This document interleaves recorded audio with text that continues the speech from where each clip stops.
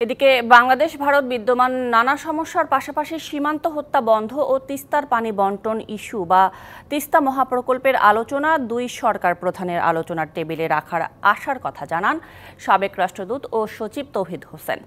সফরে তিস্তার পানি বণ্টন সুরাহা না হলেও প্রধানমন্ত্রীর সফরে তা গুরুত্ব পাচ্ছে।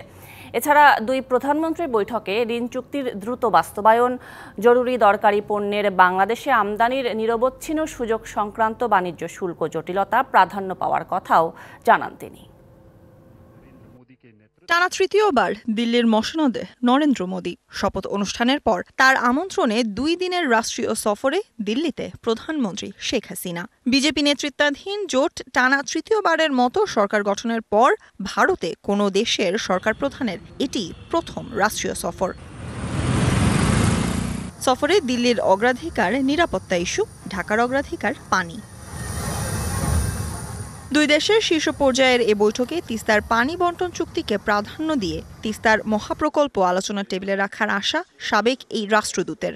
এখন এই জিনিসটাকে ঝুলে যায় কিনা এটা আমার একটা সন্দেহ হয়। আলটিমেটলি কি হবে সেটা আমরা জানি না।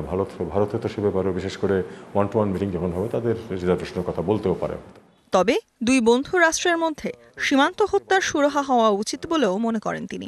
সীমান্তে হত্যা হচ্ছে সেটাকে আমরা শূন্যে নামিয়ে আনার চেষ্টা করবো। তো এটা আমাদের অনেক পুরনো কথা, 15 বছর যাবত আমরা এটা শুনছি, কিন্তু এটা ইমপ্লিমেন্ট হয়নি কখনোই। বাণিজ্য চুক্তিতে পেঁয়াজ, চিনি এর পাশাপাশি চাল আমদানি নিয়েও ভাবতে বাংলাদেশকে পরামর্শ দেন তিনি। ভারতে চাল তুলনামূলকভাবে কম দাম, চুক্তিতে বসতে পারি তাহলে এটা কিছুটা লাভজনক হতে পারে। Sultana Swarna, DBC news, Dhaka.